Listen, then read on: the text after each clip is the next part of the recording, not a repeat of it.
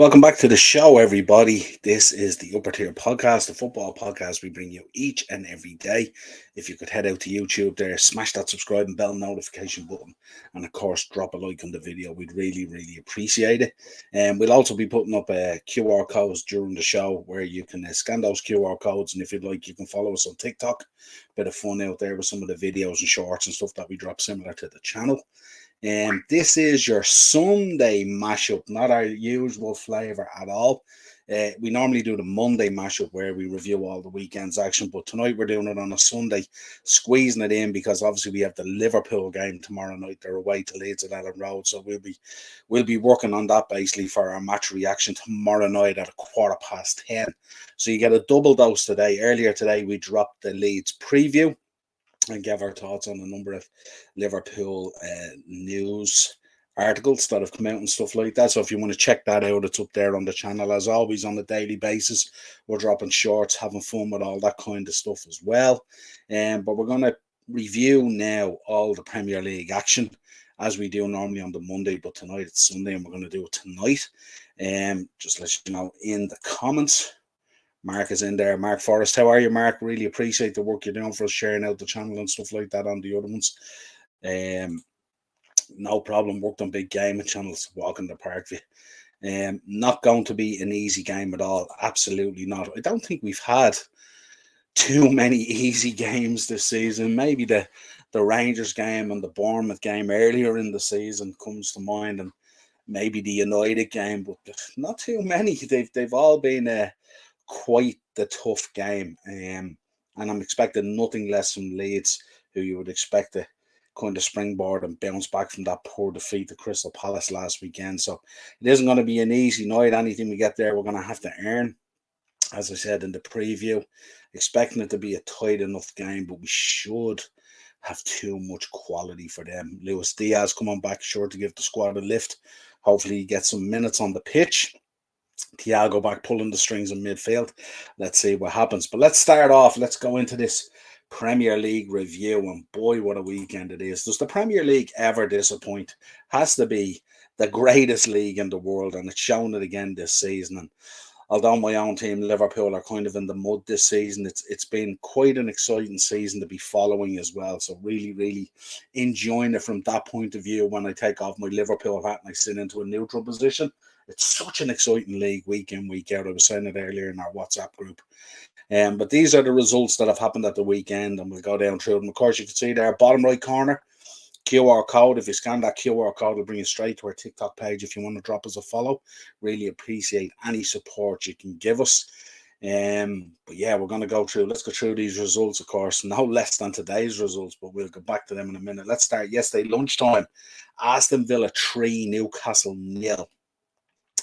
Huge result for Aston Villa, who have been really good since Unai Emery took over. I think he took over and they were in 16th. I think now they're in 6th.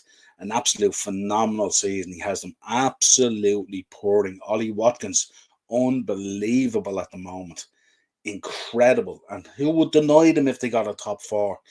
Emery, what an absolute manager he is. I mean, vilified when he was at Arsenal and stuff like that, literally ran out of the club. It was never going to be easy coming in, taking over from Arsene Wenger, who was there for so long.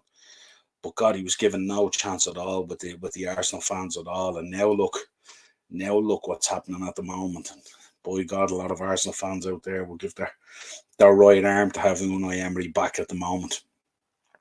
But a brilliant win. Ollie Watkins, Jacob Ramsey starting out. Watkins with the assist. Watkins then had a goal ruled out for VAR. Then he bagged a brace. Moreno with an assist and Ramsey with an assist and ran out winner. So what does this mean? Are Newcastle in the run in now? Are they feeling that effect that we said that Fulham are kind of feeling as well, even though they picked up a big win yesterday against Everton at Goodison? But are they feeling the pressure of the dizzy heights that they're achieving so early in their process, if you like? Eddie Howe doing a spectacular job at Newcastle as well. But this would have been a poor result. He wouldn't have been happy that. And listen, Villa Park's not an easy place to go, as we well know as Liverpool fans. But still, 3-0 to the Villa. No one would have seen that coming. But a great result and a huge result that could have implications on the top 4 race. We will look at the table once we've gone through them. Um, where are we? Mark, Villa ramping up the league though, and a few easy games ahead of them. Absolutely, and they don't fear anyone. And Emery is just he's such a tactical manager as well, isn't he? He makes the game very simple insofar as he just takes the players that he has. He knows what their best positions in, and he plays them in those positions. Doesn't tinker with anything. Mark's also back in. Do you think Arsenal will bottle it? We're going to get into that, Mark. Hold fire on that. We've got plenty to say on that tonight, and some headlines coming out as well. Some news about what's being said. Doesn't sound very good at all. Next up, then we had my mouse has just worked. It was Chelsea versus Brighton. What do we say about this game? What do we say about it? Chelsea taking the lead on 13 minutes. Conor Gallagher with the goal. Mudryk with the assist. Not your typical combination that you would expect there, but that's how it did. Then a quick fire back on 42 minutes. Danny Welbeck with the equaliser with Pascal Gross. And then Sully March with the assist for Enciso with the winner. 2-1 to Brighton. Serious problems at Chelsea. A lot of players talking about somewhere in the region. They were saying the other day either 6 or 7 players looking to walk in the summer want out. Of course, my own team, Liverpool, being heavily linked with Mason Mount and Conor Gallagher. I am not too sure whether those two would be high up on the midfield list of what we want. Would certainly improve us, but doesn't improve us and jump us to the level that we need to make up the gap from where we find ourselves. But this was a rude awakening for Chelsea yesterday. Obviously, Frank Lampard gone in. They've now lost those 3 games, and serious problems there at Chelsea. They look rudderless. They look leaderless. Can't make out what the formation is. At one stage, Endo Fernandez was at left back yesterday. At one stage, I think Zakaria was at right wing. Just can't make out what they're doing or what they're trying to do, and they just seem all over the place. Front line is as blunt as be damned. Can't buy a goal. And in serious trouble. And Real on the horizon again coming this week. I think it's on Tuesday. They're in serious trouble. And bottom half of the table, sack Potter, no plan, bring in Lampard. Apparently discussions had with James Gordon about it. It's just an absolute mess. Mark is in. Chelsea have been all over the place. They played poor against us. Sure, they will keep Mount.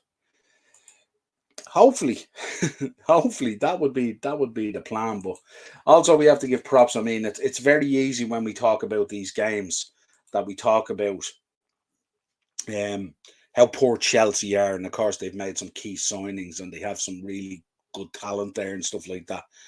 But we have to give props to Brighton this season, who have been absolutely exceptional. Potter going out hasn't really made a difference. If anything, they've improved. De Zerbi is doing an excellent job there. Absolutely phenomenal job that he's doing there. And Brighton find themselves, I think, in the dizzy heights of, if I correct it, seventh, ahead of us by 5 points. Absolutely incredible from Brighton. It's just mad to see, from 10, let's go 10 down to 5 here. We've got Fulham, Brentford, Liverpool, Brighton, Villa, Tottenham, Newcastle. That's madness. Whatever about the 3 that are there on top, Arsenal, Man City and United, they're always going to be expected to be in around it and stuff like ourselves. But to see Villa, Brighton, Brentford and Fulham up there ahead of Chelsea and ahead of us is absolutely madness. But hats off to Brighton. Unbelievable. Doing an incredible job there. Some great players as well. And what an eye they have for finding talent as well. Incredible. Next up, we had Everton versus Fulham. What's the crack, Dell? Dell's in the comments. Hope you're doing good, man. Bad result today if you're unlucky. I feel for you, man. I was in the chat earlier on your reaction show and stuff like that. I really feel for Arsenal fans at the moment. And I mean that in as many ways as I can mean it. I know exactly how you're feeling right now, being hunted down by Man City. Liverpool fans, we've been there and we've wrote the book on it, man. Just hang in there as much as you can, enjoy it as much as you can, but it's tough, man. It's tough. It takes a toll on you, man. It takes a toll on you week in, week out. It's not easy, and we'll talk about it in a few minutes. Everton 1, Fulham 3. Everton's still in trouble. Started off 1-0 down to Fulham. Reid getting the goal. Dan James with the assist. This is mad, you know. McNeil gets the equaliser just before half-time on 35 minutes. James Garner with the assist. Then right after break on 51 minutes, Harry Wilson with the goal. William with the assist. Our ex-player Harry Wilson there with the goal. And then Dan James made a 3-1 to wrap up the points on 68. Everton in serious trouble. That was a huge win for Fulham as well. Fulham have been running out of gas big time. We said it a few shows back and stuff like that they look really, really tired. Obviously, the Mitrovic situation will have a huge effect on them. He's kind of been their talisman most of the season as well. But they do have sprinkling of some really good players in there, of course. No less than Palhinha, who we are thinking about going for as well, who's a tidy little DM in there for them. But yeah, Everton back in serious trouble again. You look at Everton there now, where are they? They're just hovering above the relegation zone, literally outside it just on goal difference in relation to Nottingham Forest. So the Forest result went their way today. Everton were lucky. Anything but a win for United would have dropped Everton back into the bottom three. Again, Everton look out of ideas, look wrecked, look all over the place, look like they just want the season to end, and they better hope it ends with them still above the bottom three, but really, really struggling at the moment. Where are we? Acers, how are we? Pep smoking cigars after winning Premier League today. He didn't win it yet today, Acers, but I tell you, the writing is on the wall. You can just feel it. You can feel that tidal wave coming, can't you? And I've said it in so many shows. Mark Forrest in. Everton are dead in the water. I can't see them staying up, which is a shame. Forest seems to be on a downward spiral as well. Yeah, it's been a sensational season, isn't it? Like, I mean, have we ever had a season where we have the title race, we have such a race for the top four in the European positions, and then we have a massive relegation battle down the bottom? Literally every week, every result, the picture is changing, flip-flopping in and out of these different positions and stuff like that. Only for we've had such a poor season. It's been a quality season to watch football and follow football. And you can see why the Premier League is the biggest league in the world and the one that's most sought after in terms of broadcasting rights and all the rest of it and stuff like that. So absolutely phenomenal. Mark's in. Evening at Del Boy and Acers. Absolutely. Hi, Mark and Acers. Thanks, Niall, says Del Boy. Absolutely. Man, I feel it. I can tell you, man, we wrote the book on it as Liverpool fans. We've been trying to hunt down Man City now for 5 years. We got them once, but good Lord, man, they just come into this. It's like, do you know what it's like? It's like a dog race, you know, and you come off that third bend and you know that your dog is leading, and you just know that this dog just springs out of the third bend, comes around the fourth bend and just catches you. And they've made a career out of it. Acer says, hi guys. Yeah, absolutely, Acers. Next up, we have Southampton and Palace. And boy, are Southampton in serious trouble. For me, I think Southampton have resorted to the fact that they're dead and buried. Very lackluster again yesterday. If you look at the job, what a job Roy Hodgson has gone in and done at Palace. It's mad to think that this is the same team that Patrick Vieira had. Less Wilfred Zaha. And SA has come in, absolutely grabbed his opportunity by the balls. It was 0-0 at half time. And on 54 and 68 minutes, the boy SA crops up with 2 goals. The Curry getting the assist for the second one. And they ran out 2-0 winners against Southampton. This was a massive game for Southampton. This was a game Southampton would have looked at and said, really need to get something out of this. Really need 3 points out of this. But Palace are in top form at the moment, doing really, really well. And Roy Hodgson, he just knows how to get it done, doesn't he? Just knows how to get it done. Southampton looking really, really blunt and down at the moment. Next up, Wolves versus Brentford. Brentford again, another team at the moment that looks like they're running out of gas a bit. They looked like it yesterday as well. First time this season I've kind of seen Brentford. We've seen it again. I suppose we've seen it in the United game as well. They just looked way off it. But you look at this Wolves game again, they looked way off it as well. Wolves starting to springboard back again under Lopetegui, starting to look very solid and stuff like that. Darren mentioned it on Thursday Tier Talk. That was the expectation as well, that it would be a tight game. I think, I'm not sure whether he fancied Wolves slightly or whether it was the draw. Can't recall and stuff like that. But on 27 minutes, the man Diego Costa crops up with the goal, and then Wang comes on. And in the 69th minute, he gets his goal, make it 2-0. And if I'm rightly thinking, I'm not sure, was that his nearly first touch of the game or something like that after you come on or something like that. But Wolves running out 2-0 winners and obviously creating a bit of space between themselves and the relegation zone now.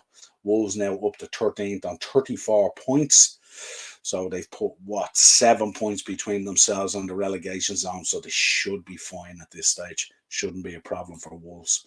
So slowly but surely, as the games tick off and the weeks go by, you're seeing some of the teams now that have that bit of quality there with good coaching and good managers starting to proceed up the table a little bit more.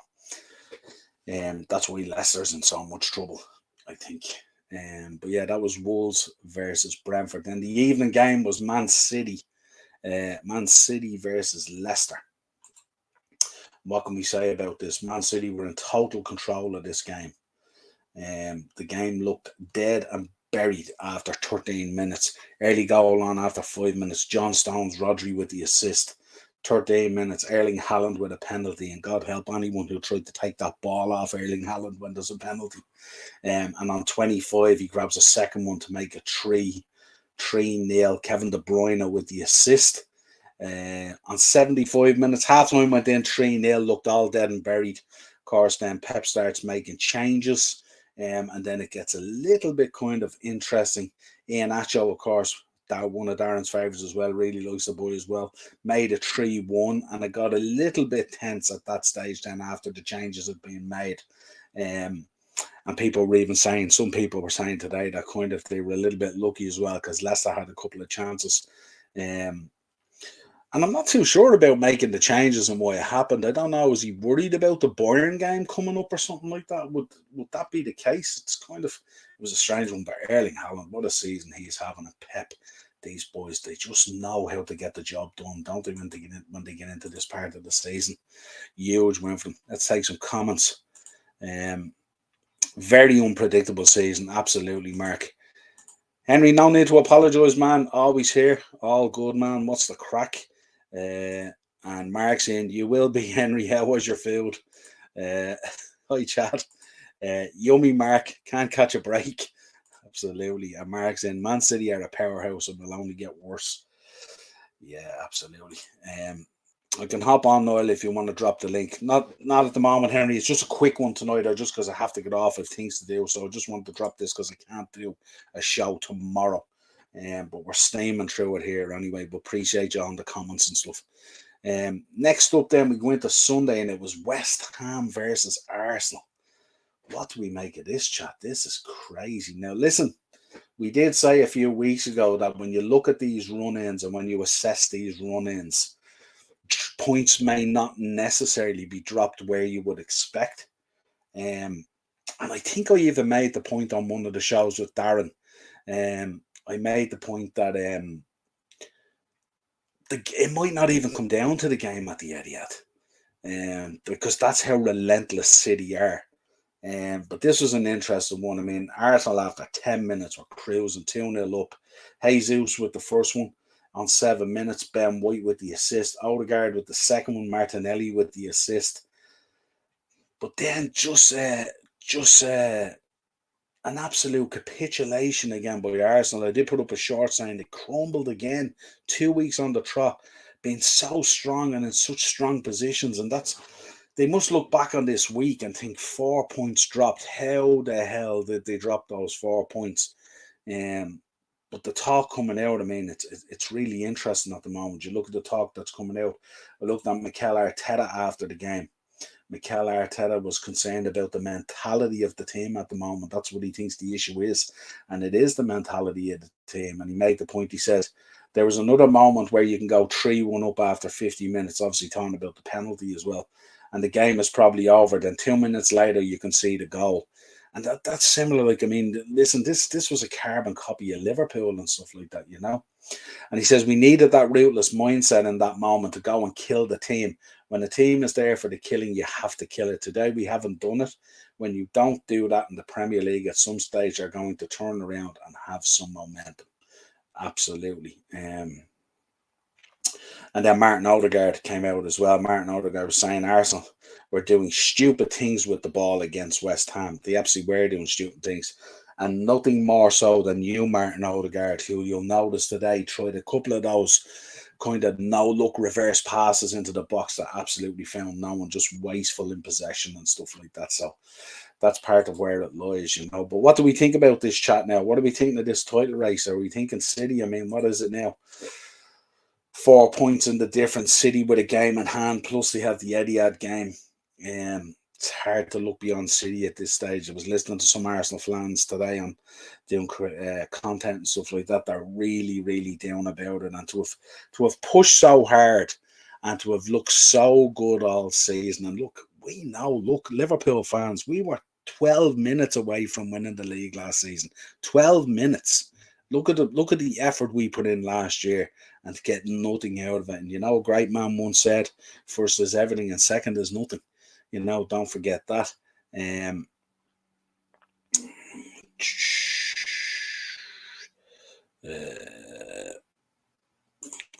Not a bother, pal. Absolutely. Great having you on when you can come on and stuff like that. Mark's on Arsenal making it worse on themselves, dropping points like this. Yeah, absolutely. And again, you know, you have to give props to West Ham there. I was kind of thinking after 12 minutes, this is David Moyes going away. This is his farewell party because this looked real poor. But they bounced back and they found a way. Henry's in there. Yes, Mark should have had this title sewn up. I don't know. Still, even if they had got the 4 points, okay, it would have looked a hell of a lot better and stuff like that. But they still have that big week. That game at the Etihad, the game against Chelsea, and the game against Newcastle. That's a murderer's row week to contend with. So anything could happen there. I hope they don't bottle this, but looking in City's hands now, yeah, City are just so strong, aren't they? Look at City, they're just so. I was looking at them yesterday playing against Leicester, and I like Leicester as a side and stuff like that. But Jesus, City in that first half were sublime. They just made them look ordinary. It was like it was a training game against a local team. I can't see Arsenal winning now. Yeah, spot on, Henry. It's going to be very, very difficult for them to do it. And Mark's back in. Arsenal need to beat City away from home. Going to be a tough task. Absolutely. If you look at the chances they coughed up to West Ham as well, City put them away. And this is what I say all the time. Those chances that you cough up. We said the same thing when we were previewing for our game against City. If we cough up the chances that we coughed up against other teams, City will put them away. And that's basically what they did. Henry City will win their game in hand and then they will be level. They'll be one off because Arsenal got the draw. So there'll be one in it. But then if they beat them at the Etihad, they go two ahead. So that's the problem at the moment. And there was a lot of talk there the other day that Arsenal was still in full control and that over the next 3 games they could put 9 points between themselves and City going into the Etihad game. It's not looking like that now. It's looking like a real uphill task, and it's a difficult one for Arteta as well. The question is, what happens to Arteta now if this title doesn't happen, and where do they go, and the questions that are asked, and the thing about it as well is, if you look at how the landscape of football is panning out, and you look at how teams are going to spend money and stuff like that, and you know, the rise of Newcastle with the money, United are going to probably get sold to the Qataris and they'll have money to wash to burn to spend on players and stuff like that. City, of course, are going to strengthen. We know they'll have a very different midfield next season as well. They'll strengthen. Newcastle are going to strengthen big time and up the quality of what they bring in if they get top 4 and stuff like that and the money is there. Tottenham are going to have to do big things and bring in a manager. Aston Villa under Emery, another number of players into that squad. They're going to be very strong next season. Who knows what Brighton and Brentford are going to do. Obviously, we're going to bounce back. Hopefully, Chelsea's going to bounce back. this, they mightn't get another chance as good as this for another decade, there I say 15, 20 years, if they do even get another chance. And I know it's hard to predict that, but this was their shot. And I did say this, and I did say the next 2 weeks, this is a historical defining moment for Arsenal as a football club. Um, and you may not get, and look, we're in the same position. Look, we we may not get a chance again. It took us 30 years to win it. And if we don't fix up real quick, it could be another 30 real quick. Um, Henry, I know, unless Holland is injured or a freak no show by City. But the thing about it is, even with Holland injured, and we know he's exceptional. And like, I think if Holland was to get injured, I think you might have a problem in the Champions League. I think that you might have a problem maybe in the FA Cup. I still don't think they'll have a problem in the league, because if he goes out, Julian Alvarez comes in. You can see the quality of what they have even in the background and stuff like that. Julian Alvarez is a serious footballer with an eye for goal. And Haaland, like, although Haaland has been sensational this year, there's no doubt about it. He has been unbelievable. But look at where City are getting the goals. The goals are coming from everywhere. John Stones is scoring. Rodri is scoring for fun. Grealish is starting to chip in. Foden isn't even playing. Alvarez is scoring. Haaland is scoring. Look at the four guys at the back, how good they are at the moment. I think three of them are playing out of position, and they're still outstanding. It's unbelievable. Whatever the coaching is that's going on there and everything else, it's absolutely unbelievable. Both have similar games to play. They do. And with both have similar games to play, if you're a betting man, where's your money going? I can see Arsenal being at least top six next season. Yeah, yeah, that's it. But I mean, in terms of having that opportunity to get a Premier League title, I think it's been 19 or 20 years at this stage. You know what I mean? Who's to say that doesn't become 30 or 40 years if you don't get it done this season? Because you really, when you have a chance against City, and we know, look, we're Liverpool boys, we know you have to take it, don't you? Otherwise, you pay the consequences for it. We just need to concentrate on getting consistency with the remaining games, hoping no more injuries. Yeah, I'm not expecting us to really do anything, but yeah, hopefully we can finish out the season a little bit stronger with a bit of luck. And then we finish it out then with this evening's game that went on. It was Man United running out 2-0 winners against Nottingham Forest. Nottingham Forest looking serious trouble as well. We spoke about Stevie Cooper. Has brought in a lot of players. Like, I think between the two windows, what were they up to? 32 players or something like that? Something crazy or something like that they've brought in. Spent a lot of this season trying to figure out what his best 11 is, and what his best formation is. Spent a lot of time doing that, to the detriment of some points earlier on in the season as well. But went out, looked real lackluster today, not at it really against United. And this was a United ravaged with injuries and suspensions, and also they lost Sabitzer as well, I think, in the warm-up as well. So a very makeshift Man United team today, but still went out and got it done, pressing for their top four position. Big game coming up in the week against Sevilla away. Coughed up a great opportunity there the other day against them to put it to bed and just have a training match when they go out there, but they messed up on that, and they're going to have to go out there and fight tooth and nail for what they can get. Obviously, losing Varane, losing Rashford, losing Lisandro Martinez, huge losses. Having Casemiro back, huge. Anthony showed up today, had a real good game, played well needed, and the goal was well needed as well. As fourth goal of the season, badly needed for a player of that stature, of that signing, has to be delivering a lot more than what he was delivering, and he stood up. Bruno Fernandes had a good game today as well, stood to be counted, and of course the second goal on 76 minutes, which really killed off the game. Dallo showing up in the box. What a beautiful pass into him as well, and finished really well. United winning 2-0. Forest, big trouble at the moment, down in the relegation zone. They've invested a lot of money in players with a view of rolling that dice at staying in the Premier League this season. So big work for Stevie Cooper and Forest to figure out over the next few weeks what needs to be done. Mark, we will lose 6 players at the end of the season. Won't be able to strengthen and replace these players. I think some of them we can. I think what it is, if you think about it, like if Ox goes And if Ox is gone, Kate is gone, Bobby's gone, there's three. Let's see what else goes. But there's three definites anyway. So if they go, if we bring in the midfielders that we want, what then happens? Hendo goes to the bench, you know, if he stays. Milner will go to the bench if he stays. Some people might even suggest that Thiago goes to the bench if Stefan is back, depending on what midfield you want to deploy. But I mean, they're going to have to buy at least two midfielders, aren't they? If Matip goes, they're going to have to buy in a centre back, which will provide cover. So that centre back probably goes onto the bench, depending on what the level is and the quality is of the centre back that we buy, because Kanate and Virgil will probably be starters. Um, and let's see what happens. Let's see what else goes out or what else leaves. I mean, obviously, if more than those leave, or we don't decide to renew their contracts, which is probably the way it's going to go, then obviously those players will have to be replaced as well. Luis Diaz coming back for me is generally a starter. So what happens out there on the left? What happens to Darwin? What happens to Jota? What happens to Cody? That all has to be ironed out as well. But there is a certain amount of players there that will drop to the bench to fill some of that void.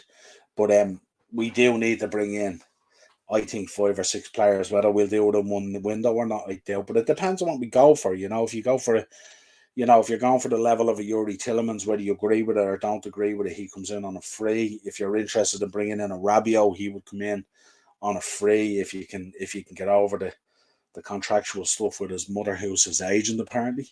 But there is a number of players there that makes us better. Now, having said that, some of those players that I mentioned there doesn't necessarily bridge the gap between where we are and what the drop off has been. But then I don't even know if Mason Mount does that. I don't know if Conor Gallagher does that. I'm not too sure. If you look at some of the names we've been linked with, we need to be bringing in a certain quality. But we also have to see what the shuffling of the pack means on the bench. And then, as I said in the preview for the Leeds game as well, got to figure out what formation we want to play and what way we're going to go forward into the new season. That will decide everything. With Ramsey and Bietic out for the season, yeah, absolutely. I mean, Calvin Ramsey, we don't even know. That's an unknown entity because we haven't even been able to play him and stuff like that. Bietic, obviously, of course, was having a great season. He was having a breakout season insofar as at times between himself and Harvey, they were nearly carrying the team, which is kind of a bit depressing, really, when you think of what we have in there. Henry, I would be very surprised if City throw the title as they should prioritise the Champions League, then Pep will have it all sort of.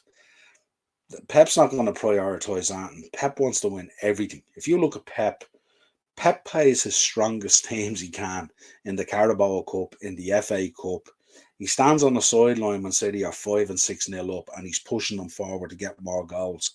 They're 4 and 5-0 up against teams, and if Ederson makes a mistake or if he kicks a ball wrong or something like that, Pep is absolutely tearing strips off him. Pep Guardiola is ruthless. Absolutely ruthless at every level. Make no mistake about that. He will want to win the treble. Now, I know City fans are not talking about it. I know people are dampening it down. They don't want to talk about it.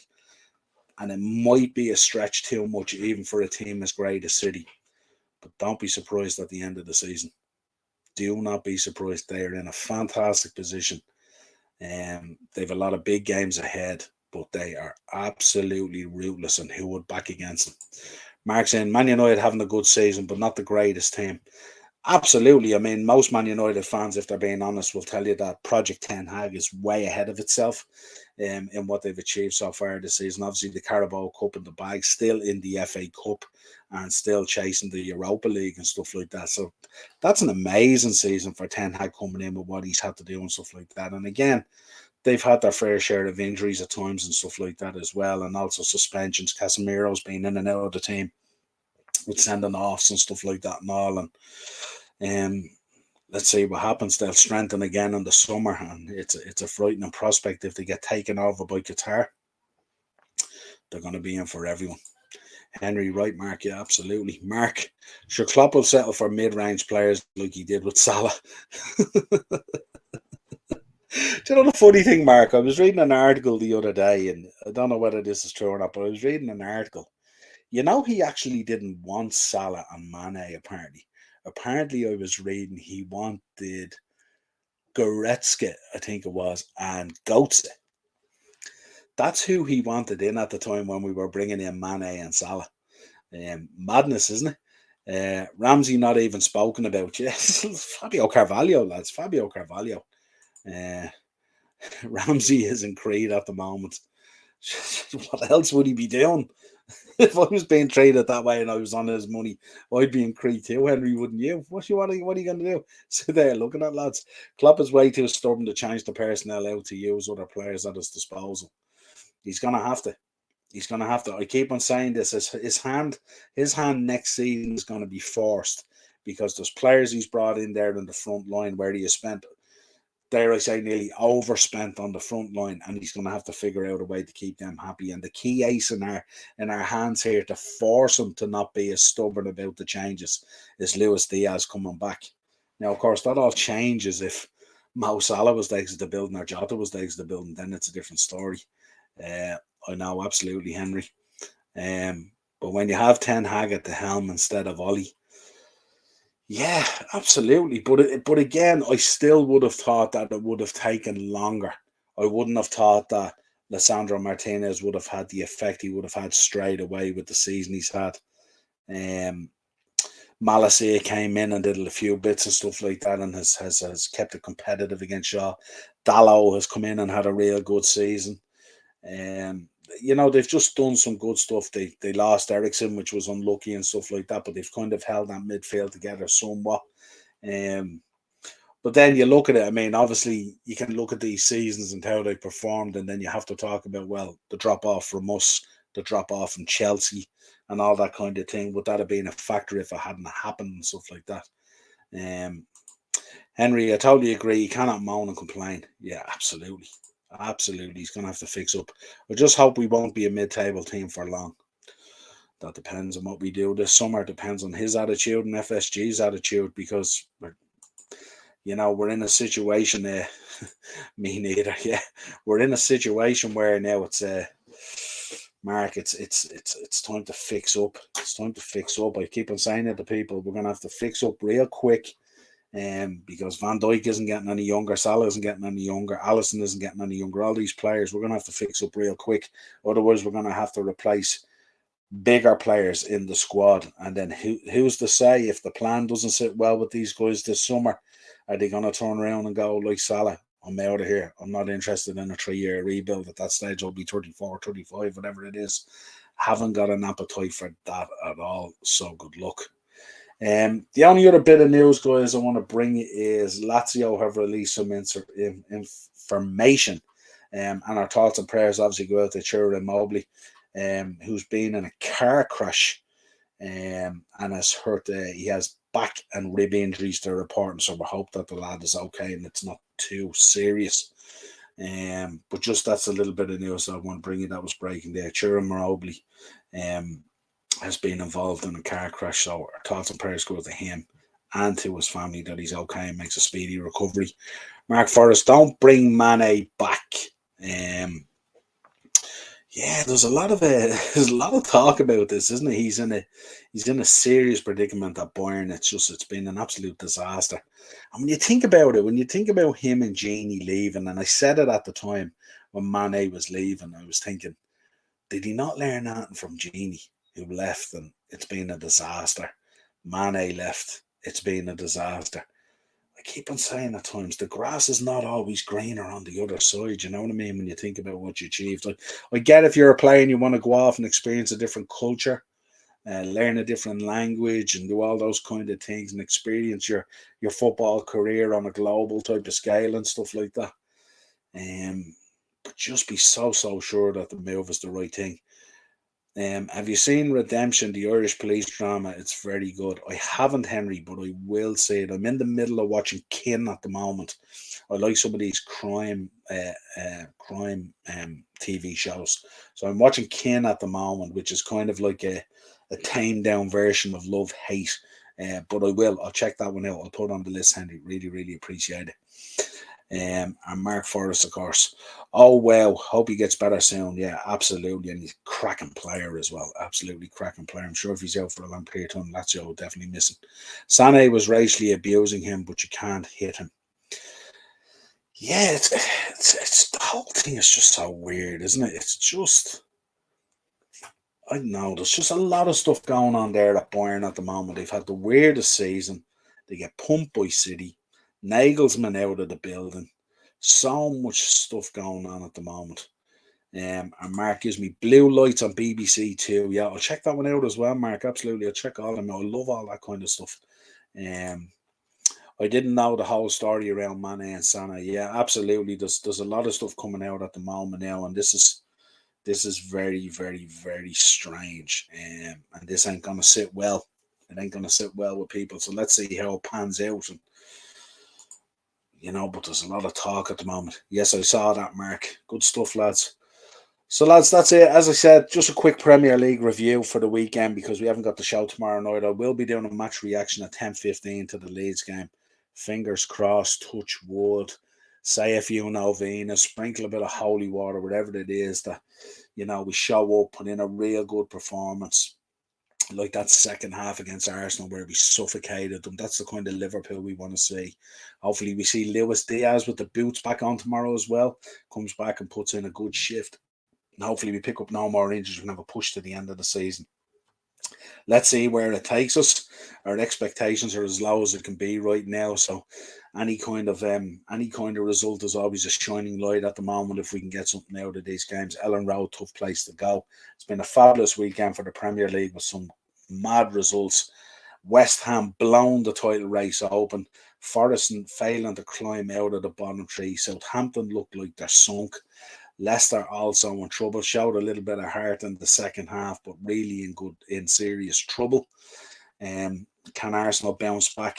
Need to bounce back. They have a week to prepare, need to get it done. Just need a massive win, says Mark. Okay, no problem. Take care. Great stream. I need to do some research for tomorrow's live. Absolutely, Henry. Good luck with it as well. Good night, everyone. Thanks, everyone. Appreciate everyone in the chat, folks. Make sure you like and subscribe and hit that bell notification for all the channels in the chat and all. Always support them all. They're always here. Great guys, always on the show and stuff like that. I'll be back tomorrow night and hopefully it's good news and not depressing. Until next time, folks, the Premier League never disappoints. We'll talk to you again real soon.